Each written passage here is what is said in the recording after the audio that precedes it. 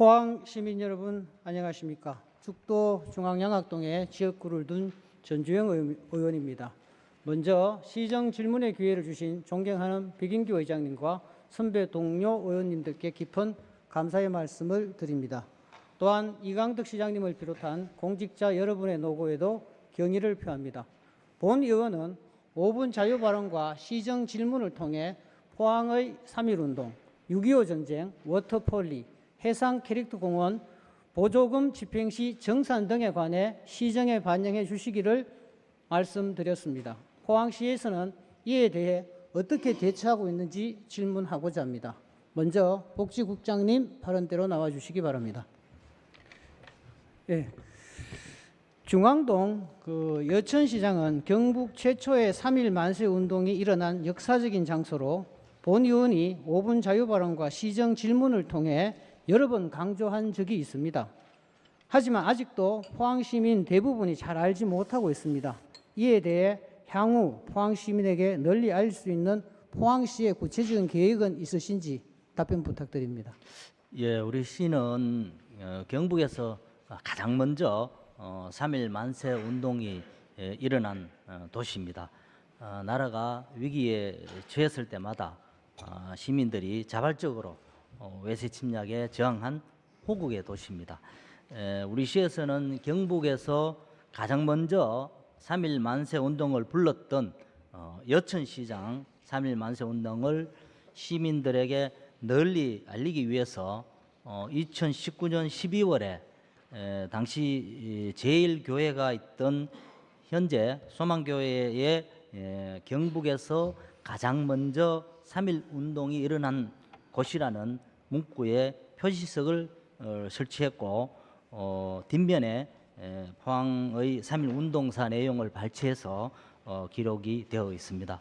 앞으로도 지역민과 또 공감대를 형성을 해서 3.1 만세 운동 재현 행사를 적극 지원하겠습니다. 그리고 여천시장 만세 운동을 포함한 포항시 전 지역에서 일어난 3.1 만세 운동을 홍보함으로써 우리 지역에서 있었던 조국 독립에 대한 열망과 선조들의 희생을 시민들에게 널리 알리고 호국 도시 위성을 강화해 나가도록 그렇게 하겠습니다.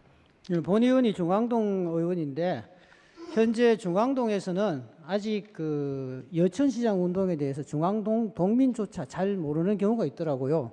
먼저 사진을 한번 좀 보시겠습니다. 현재 지금 보고 있는 사진은 1935년도에 중앙동의 모습입니다. 지금 보시다시피 저기 전기와 이미 이 당시에 전기와 수도 시설이 다 지금 완비가 된 상태입니다. 20년대 후반부터 아마 수도물이 제공이 되고 그다음에 전기는 30년대 전후반으로 제공이 된 걸로 알고 있습니다. 다음 하나의 사진을 또 보겠습니다. 만세운동 일어난 지역 사진을 하나, 지금 여천시장을 중심으로 해서 중앙동의 어떤 당시에 헌병대, 영일군청, 세무서, 경찰서, 면사무소, 그리고 자세히 보면 아시겠지만은 곳곳에 상업시설과 공장들이 있습니다. 여천시장 3.1 만세운동은 이처럼 정치, 행정, 경제의 중심지이자 일본인 집단 거주지 본정에서 일군경의 삼엄한 경계가 이루어진 곳에서 당당히 맞서서 대한 독립을 외친 곳입니다. 또한 경북 만세운동의 효시이자 다른 지역의 만세운동의 계기가 될 만큼 파급력이 컸습니다. 낙하단이 다케사부로의 자서전에도 밝혔듯이 여천시장 만세운동 주축들이 영해 축산항으로까지 이동, 영해 만세운동에 직접적 참여를 합니다.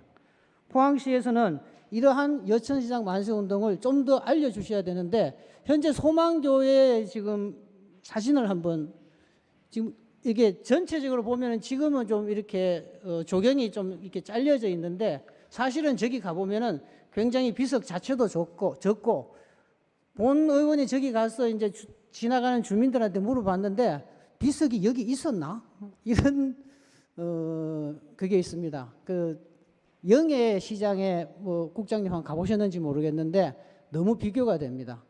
그런 부분에 있어 가지고서 너무 아직 우리 여천시장 3.1 만세 운동이 시민들이나 또 다른 어떤 외지인들에 대해서 외지인들에 알려져 있지 않으니까 앞으로도 계속적인 홍보를 좀 부탁드리겠습니다. 예, 많은 홍보를 해서 잘 알리도록 그렇게 하겠습니다. 네. 박은식의 한국 독립운동 지열사에 따르면 포항의 3.1 운동은 포항 전역에서 만세 운동이 일어났으며 사망자 40명을 포함 다수의 부상자가 있었습니다. 그런데 우리는 현재 청하 송라면의 3.1 만세 운동만 기억하는 것 같습니다. 이에 대해서 어떻게 생각하시는지? 예, 우리 시에서는 뭐 2001년도에 대전리에 3.1 여기 기념관을 건립한 바 있습니다.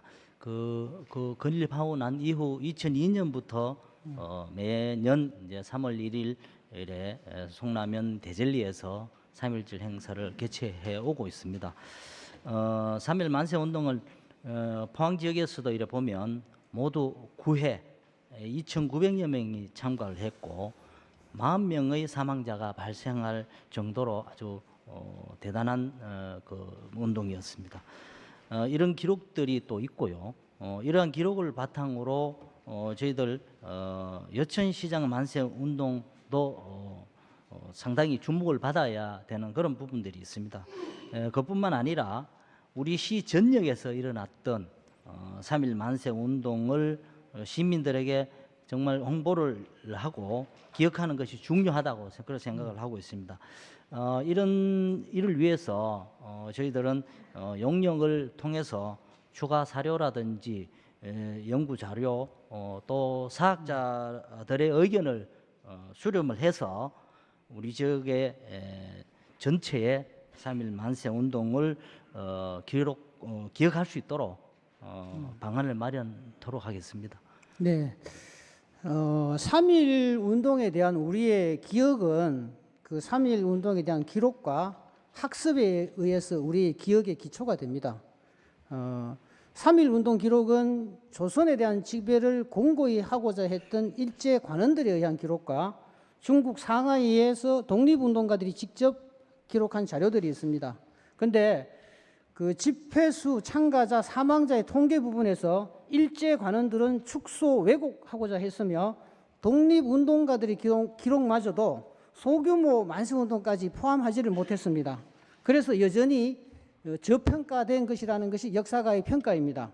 그렇다면은 박은식의 한국 독립운동 지열사의 영일군 시위가 9번이고 참가 인원이 2,900명, 사망자가 40명, 부상자가 380명, 피검자의 기록이 320명입니다. 이 기록마저도 저평가된 것으로 볼 수 있습니다. 그런데 우리는 사망자는 지금 단 한 명도 밝혀내지를 못하고 있습니다. 포항의 3.1 운동은 여천시장 3.1 운동은 이러한 일제 굉장히 뭐라 그래 일제의 어떤 단속이 굉장히 심한 가운데서 일어났고 만약에 사망자가 발생했다면은 여천시장에서 사망자가 발생할 확률이 가장 높습니다. 이런 부분들 그리고 4월 1일 동해, 장기, 오천, 대성, 달전, 4월 2일 기계, 죽장, 신광, 청하, 송라, 흥해 포항 전역에서 일어난 것을 우리 시에서 지속적으로 포항 시민들에게 알려야 된다고 생각합니다. 대부분 지금 알고 있는 분들이 전에 영일고등학교 학생들이 교장 선생님한테 하신 말씀 중에 하나가 왜 포항은 이렇게 꼴짜기에서 만세운동만 있었나요? 라는 질문을 했다 합니다. 그런 부분의 질문이 추후에는 다시 발생하지 않도록 여천시장 만세운동과 청하 송라 만세운동 그리고 신광, 흥해, 오천 이런 포항 전역에서 만세운동이 있었음을 시민과 학생들에게 계속적으로 홍보를 좀 부탁드리겠습니다. 예, 그렇게 하겠습니다. 네, 그리고 현충시설의 비문은 그 자체가 바로 역사이기에 내용적인 부분이 역사적 사실과 진실에 근거하여 신중히 접근해야 합니다. 하지만 현재 청하 송라에는 3.1 만세운동에 대해 3월 12일과 3월 22일이 적힌 비문이 각각 있습니다. 이렇게 통일되지 않는 내용은 포항 시민을 포함한 후손들에게 역사적 사실에 대한 의문을 가지게 할 뿐만 아니라 이에 대해 할 뿐입니다. 이에 대해 포항시는 추후 어떤 계획을 갖고 또 개선할 의향이 있으신지. 예, 청하 송라면에 있는 3.1 만세운동 관련 비문의 날짜 차이라든지 또 1919년 3월 1일 운동 당시에 포항면과 또 청하면 송라면의 3.1 만세운동 발생 시기에 대한 주장과 의견이 좀 다른 그런 문제라고 생각이 됩니다. 청하 송라 3.1 만세운동 참여자들이 1954년 발간한 영일 3.1 동지사와 또 청하면 개발자문위원회가 2009년도에 발간한 청하 송라 3.1 운동사에 보면 청하 장터 만세운동이 3월 12일에 발생되었다고 그렇게 기록을 하고 있기 때문에 청하면에 있는 비문의 날짜는 이러한 기록을 바탕으로 해서 지역 주민들의 의견을 담아갖고 자체적으로 건립이 되었습니다. 그렇지만 우리 경상북도에서 이제 2013년도에 발간한 경북 독립운동사 또 포항문화원에서 2016년도에 이제 발간한 포항의 3.1 운동사에는 여천시장의 3.1 만세운동이 1919년 3월 11일과 12일에 전개되었다 이렇게 되어 있고요. 청하장터 만세운동은 3월 22일, 두곡숲은 27일에 일어나는 걸로 기록하고 있습니다. 서로의 주장이 또 상반되고 있기 때문에 조정이나 협의에 사실은 좀 어려움을 겪고 있습니다만은 양측에서 주장하는 이런 근거를 찾기 위해서 저희들은 추가적인 자료를 많이 이제 확인하도록 하겠습니다. 그리고 우리 전문가가 참여하는 이런 간담회를 개최를 하는 그런 방안도 검토하도록 하겠습니다. 네, 그럼 먼저 본 의원이 살펴본 자료를 잠시 보겠습니다. 먼저 여천시장, 중앙동 여천시장 3.1 만세 운동이 있었음에 대한 정빙 자료입니다. 보시는 자료는 1919년 3월 15일 매일신보에 실린 기사로서 11일부터 12일까지 소요가 있었음을 보도하고 있습니다. 그리고 그 다음 문서로는 조선총독부에서 극비 문서로 3월 12일 만세운동이 있었음을 극비 문서로 긴급 타전하고 있는 내용입니다. 일각에서는 중앙동 여천시장 3.1 만세운동이 없었지 않느냐 하는 주장이 있었던 걸 알고 있습니다. 전혀 사실과 아님을 계속적으로 좀 홍보를 부탁드리고요. 그리고 3월 22일 날 청하 송라면의 3.1 만세운동을 정빙하는 자료를 다음에 한번 보시겠습니다. 마찬가지로 조선총독부 극비문서와 지금 방금 보시는 것은 총리 대신이 조선총독 측식 장관에게 친전으로 보고한 전보, 그리고 오용관 등의 대구 복심 법원 판결문입니다. 그 다수의 사료에서는 분명히 3월 22일로 기록되어 있습니다. 그 국장님이 말씀하시는 그 3월 12일 만세운동이 일어난 것을 주장하시는 근거는 1954년에 발간한 영일 3.1 동지사에 근거하고 있죠. 맞죠? 예, 그렇습니다. 예, 여하튼 좀 논란이 있는 것은 저도 인지를 합니다만은 현충 시설의 비문은 조금 전에도 말씀드렸지만 그 자체가 바로 역사입니다. 한 고장에서 3월 12일, 3월 20일 이렇게 두 가지 비문이 존재한다는 것은 맞지 않다고 생각합니다. 향토 사학자와 그리고 사료를 검토해서 올바르게 수정해 주시기를 주문드리겠습니다. 예, 알겠습니다.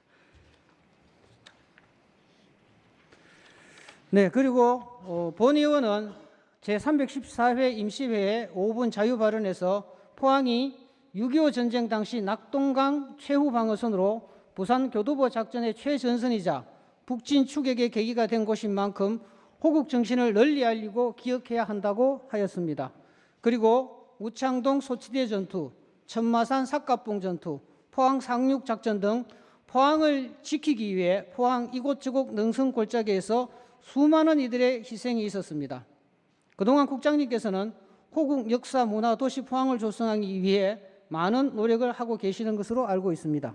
현재 포항에는 호국 문화의 길이 조성되어 있지만 앞으로 호국 역사 문화 도시 포항으로 나아가기 위해 포항시는 호국 문화의 길 조성에 관하여 어떤 준비를 하고 계시는지요? 그리고 포항 6.25 호국 현장을 시민들뿐만 아니라 관광객에게 알릴 수 있고 올바르게 기억할 수 있도록 포항시에서는 어떤 계획을 가지고 계시는지 답변해 주시기 바랍니다. 예, 우리 시는 2016년부터 3년간 포항여고 앞에 학도의원군 6.25 전적비에서부터 포항시 충원탑, 용흥동 탑산에 위치한 전몰 학도 충원탑과 학도의원군 전성기념관에 이르는 호국 문화의 길로 조성한 바 있습니다.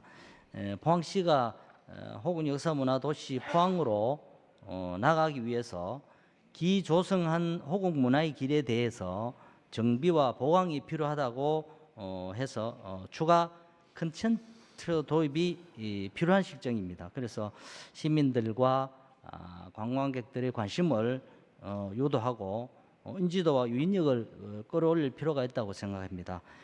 이에 우리 시는 기존의 호국 문화의 길을 한층 업그레이드 시켜서 호국 보훈 테마 거리로 조성하고 또 학도의원군 전성기념관의 신규 콘텐츠 개발을 비롯해서 노후된 시설을 개선할 그런 계획을 가지고 있습니다. 호국 보훈 테마거리 조성을 위해서 조형물 설치라든지 기념품 개발 또 VR 체험 도입 등과 같이 관람객 유입을 위한 다양한 절길거리를 겸비해서 호국 문화의 길 사업이 더욱 확대 발전할 수 있도록 그렇게 노력해 나갈 예정입니다. 네, 국장님 답변 잘 들었습니다. 내용이 좀 충실한 것 같아서 많은 준비를 하셨음을 좀 느낄 수 있었습니다. 다음 낙동강 우리가 최후 방어선으로서 포항 상륙 작전에 대해서 한번 이렇게 사진을 좀 보시겠습니다.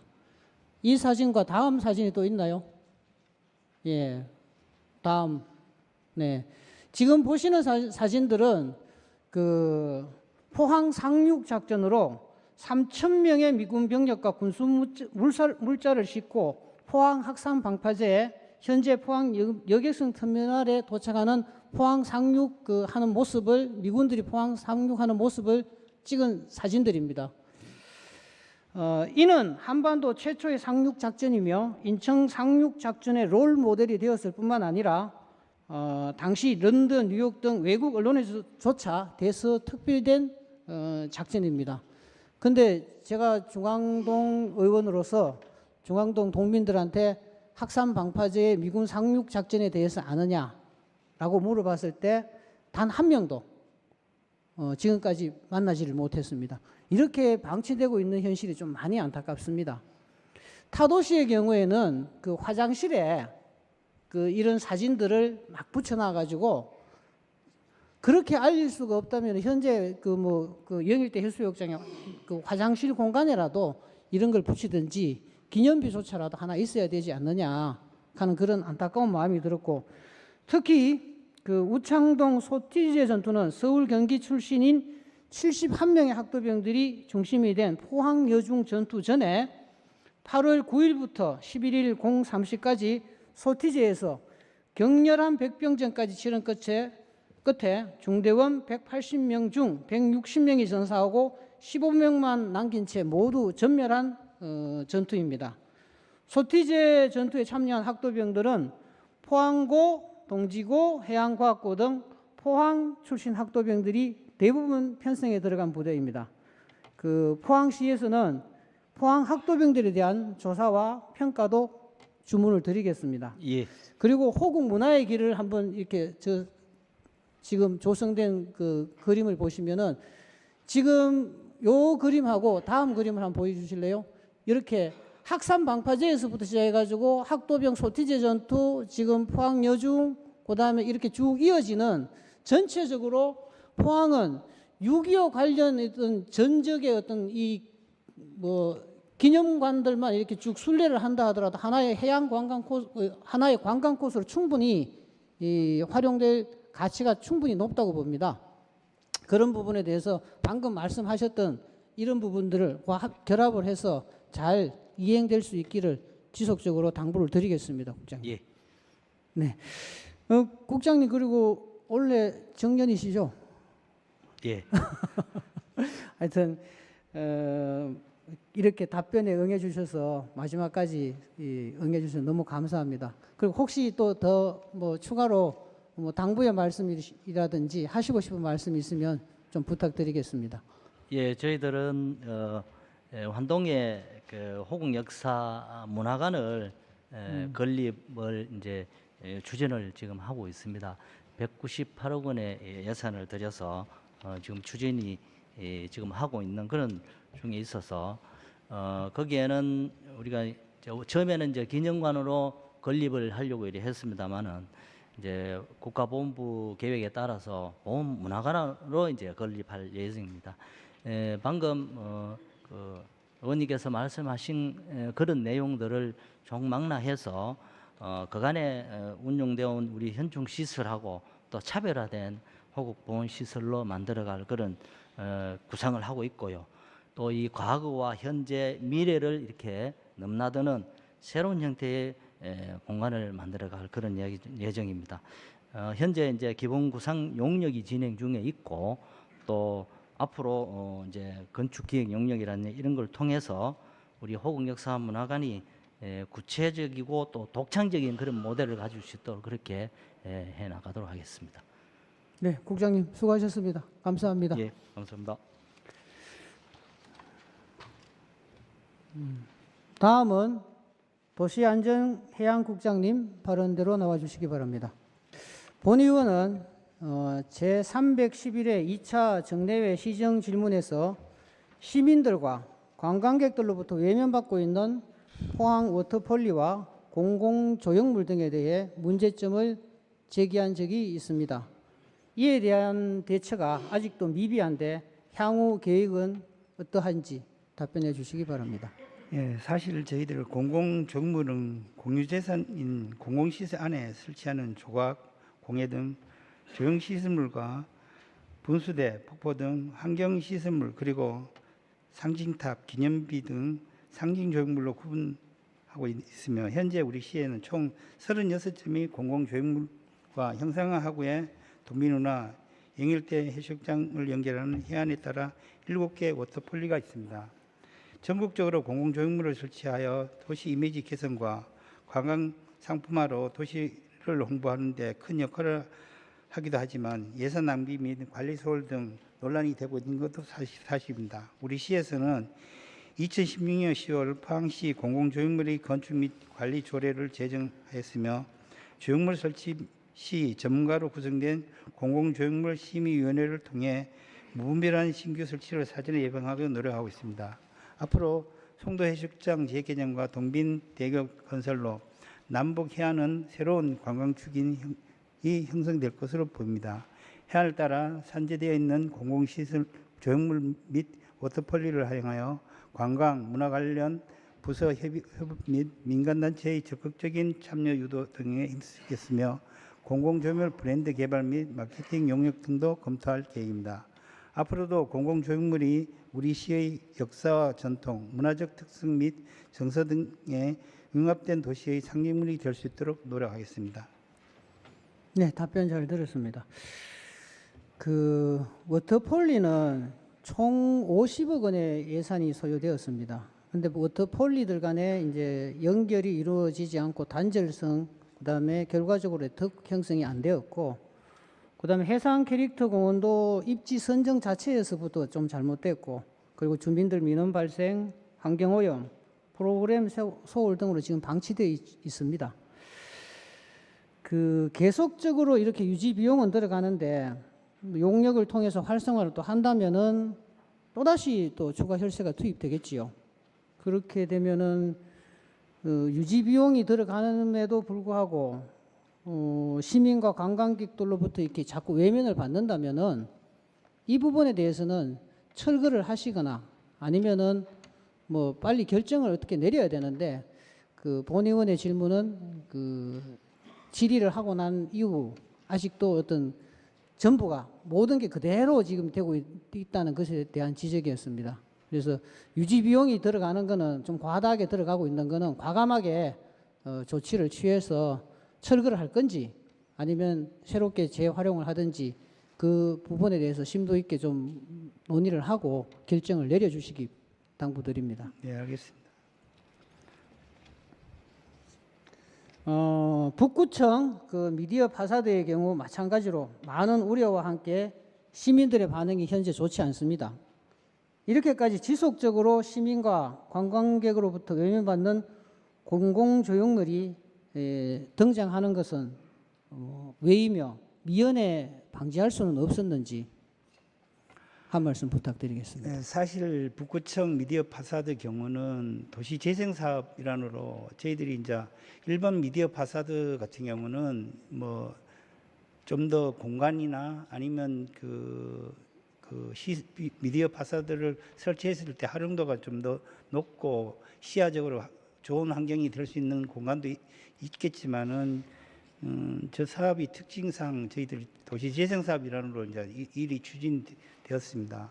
그러다 보니 북구청 이제 그 여건이 이제 저희들이 미디어 파사드를 시연했을 때 시민들이 공감할 수 있는 그 공간이나 시선 이런 게 봤을 때 거기 말고 다른 장소로 할 수 있는 위치가 없어서 그렇게 시설이 됐고요. 하여튼 여기 지금 저희들이 뭐 나름대로 전문가들 다 자문을 받고 또 했고 저희들 또 나름대로 이게 미디어 파사드 관련해서 저희들이 처음 이제 이 사업을 했는 건 아니고 우리보다 문제 있는 도시도 있고 그래도 잘 된 데도 있고 못 된 데도 있는데 일단은 저희들이 재생 사업 일환을 했고 또 공간적으로 그런 특징이 있다 보니까 그 결과가 그렇게 나온 것 같습니다. 네, 그 사전에 북구청 그 벽면이 남쪽 정면이 갖고 있는 그 핸디캡에 대해서 충분히 고민을 했어야 됩니다. 그 유리 창문이 많다든지 그 창문과 벽 사이가 요철 구조로 되어 있다든지 그러한 것에 대한 사전 검토가 충분히 없었습니다. 지금 저기 보시겠지만은 당시에 그 시연회를 갔는데 시연회 시작에서부터 이게 이 미디어 파사드는 강렬한 그 빛체 그리고 색감 이거를 통해서 강렬한 기억을 남기는 건데 이 뭐 하는 거지 이런 반응이 많았습니다. 다른 타도시에는 굉장히 잘 운영되는 곳이 있어요. 그다음에 상업시설적으로도 저것이 굉장히 좀 이렇게 호응도가 높은 데가 있으니까 그 부분에 대해서 핸디캡을 어떻게 극복할 것인지 시민과 관광객으로부터 그 시선을 어떻게 이끌어낼지에 대해서 추후 계속적인 좀 고민을 부탁드리겠습니다. 네, 알겠습니다. 예, 그리고 지난 제311회 임시회에서 본의원은 해양 쓰레기는 전담 조직과 전문화된 인력이 필요함을 강조한 적이 있습니다. 그리고 전문성 없는 단체에서 해양 쓰레기 정화 활동이 집행되었음을 지적하였습니다. 당시 추후 사업 수행이 올바르게 진행이 되었는지 꼼꼼하게 살펴주시기를 주문하였습니다.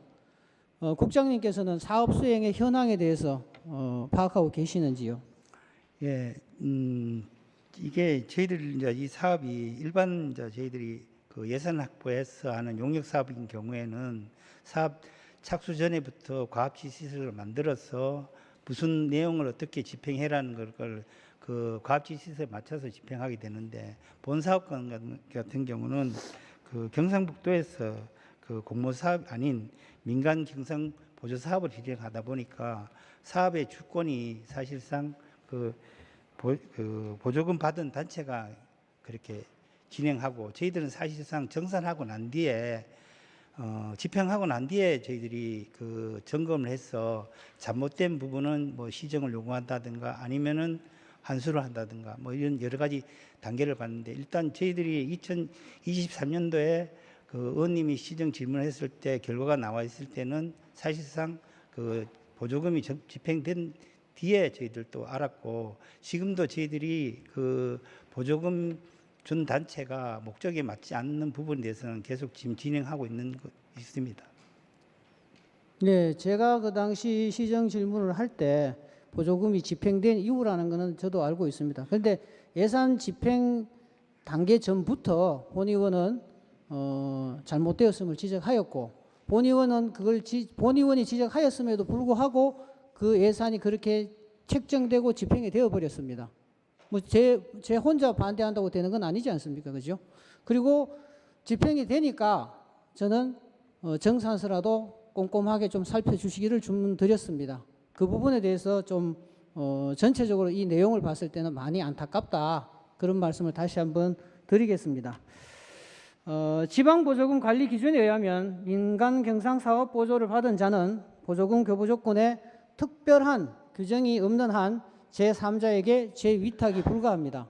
그럼에도 불구하고 재위탁이 이루어졌는데 이에 대해서 국장님은 어떻게 생각하시는지?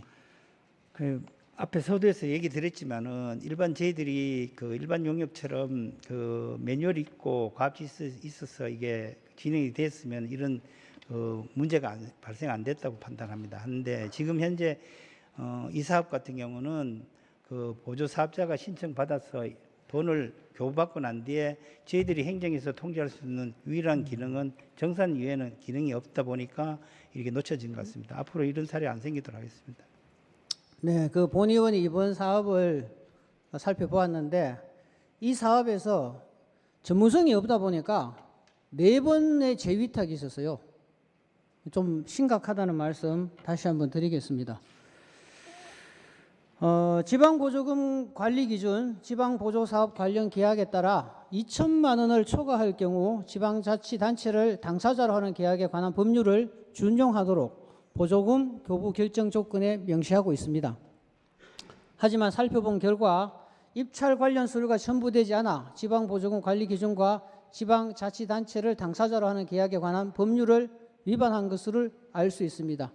이에 대해 포항시는 추후 어떤 조치를 할 예정이신지? 저희들도 이 보조사업 지급 나갈 때 저희들 조건 내용에 본 내용에 의원님 지적한 내용이 들어가 있습니다. 그 서면상에 들어가 있는데 문제는 이제 집행하는 단체가 그 룰을 안 지켰는 게 문제고요.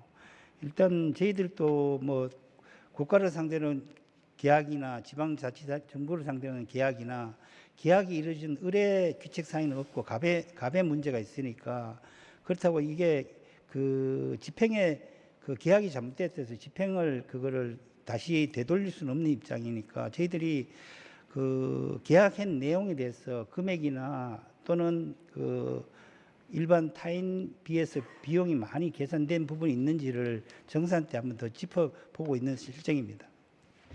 네, 국장님 맞습니다. 뭐 선정이 되고 나면은 뭐 이제 선정을 취소할 수 있는 경우도 아니고, 또 우리가 할 수 있는 일은 정산서를 꼼꼼히 들여다보는 일.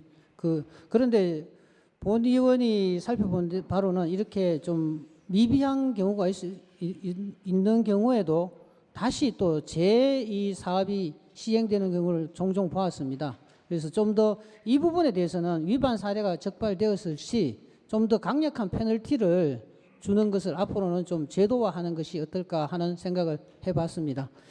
저희들 시에서도 이게 지금 올해 예산은 지금 반영되어 있는 실정입니다. 있는데 지금 2023년도 사업이 정산이 원활하지 않으니까 지금 보조 받은 이 단체도 지금 2024년도 사업을 안 할 계획이거든요. 그러니까 저희들이 사실 보조 사업이라는 게 1차 단계에서 면밀하게 심사를 해야 되고, 그 다음에 그 시정을 요구하고, 그 다음에 시정 요구이 반영이 안 되면은 완수하고, 그 다음에 이제 그 사업자가 배제되도록 하여튼 그 저희들이 또 그 지금 이 사업뿐이 아니라 지금 다른 타 사업도 민간 보조 사업 같은 경우는 그런 단계별 룰을 잘 지켜서 이런 일이 안 생기도록 하겠습니다. 이번 사업뿐만 아니라 사업을 당사자가 포기할 것이 아니라 관에서 페널티를 가하는 것에 대한 주문이었습니다. 그거는 이번 사업은 이 사업자가 뭐 스스로 포기를 한 경우로 알고 있는데 저희들이 이제 그 내용을 정산 내용을 이제 직시해 가지고 요구를 하니까 그 이제 사업자 민간 보조받는 단체에서는 2020 사업은 어렵다고 보고 아마 포기하신 거 아닌가 네, 싶습니다. 그러니까 포기하기 전에 관에서도 판단을 네네. 이렇게 위반 사례가 있을 때는 페널티를 좀 강하게 할 수 있는 방안도 함께 모색해 달라는 네, 주문이었습니다. 알겠습니다. 네, 보조단체 사업 시 불가피한 경우를 제외하고 우리 시에서는 지역경제 활성화 방침에 따라 보조단체 사업 시 지역업체와 우선 계약을 최우선으로 하도록 권장하고 불가피한 경우에 예외로 하고 있습니다. 그럼에도 불구하고 이 부분이 제대로 이행되지 않는 점에 대해 어떻게 생각하시는지? 저희들이 뭐 저 시가 발주하는 공사나 아니면 민간이 하는 공동주택이나 일반 사업 경우도 저희들 시는 지역 경제 활성화라는 그 지상 과제를 해결하기 위해서 저희들 행정에 몰입하고 있는 실정입니다. 그런데 민간 사업자가 이거를 이행 안 한 것도 서두에서 얘기 드렸지만은 그거 판단을 너무 안이하게 생각해서 그런 결과가 나왔으니까 하여튼 다음 추후에 이런 유사한 사업이 있을 때도 저희들 지역 경제 활성화 차원에서 지역업체가 꼭 그 계약이 될 수 있도록 하여튼 관리 철저하게. 사전에 좀 충분한 교육이 있어야 될 것 같고요. 네.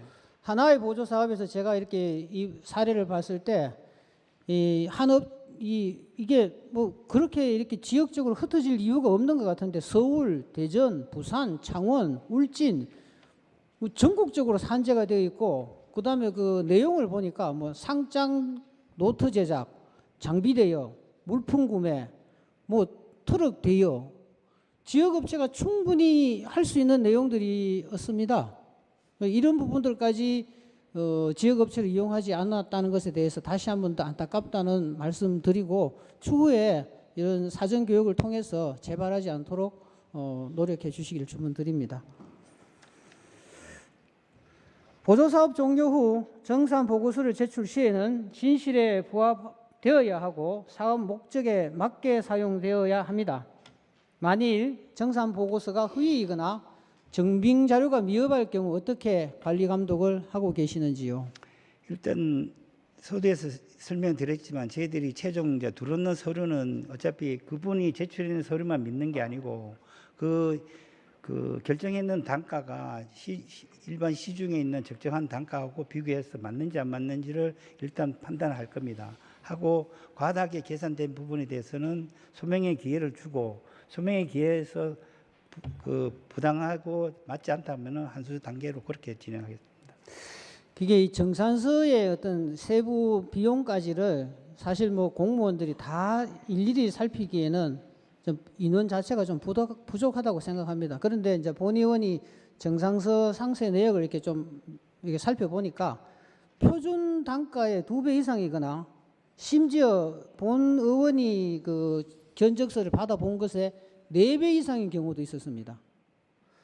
그리고 이 한 뭐 2천만 원 이상의 어떤 그 비용을 지불했는데도 정빙 사진이 한 장도 없어요.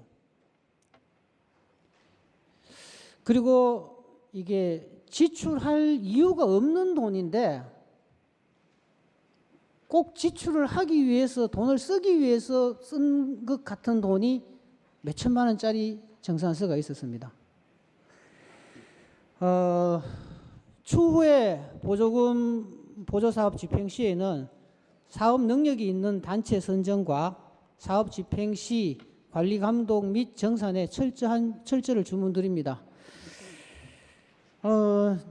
국장님도 뭐 정년이신 걸로 알고 있는데 맞죠? 네, 맞습니다. 하여튼 이렇게 또 마지막까지 질문에 응해 주셔서 감사하고 마지막으로 국장님도 하시고 싶은 말씀 있으면 좀 부탁드리겠습니다. 저희들이 시가 사실 저 해안가 도시다 보니까 이제 외부에서 손님도 많이 오고 사실 그 외부에 손님 많이 오다 보니까 또 보는 눈도 많고 환경적으로 이런데 저희들 시가 2024년도 1월 달에 저희들이 의원님도 그런 공감을 해서 했지만 저희들 시에서도 그 해양 쓰레기만 전담할 수 있는 그때 1월 달에 조직 진단해서 팀을 또 늘렸고요.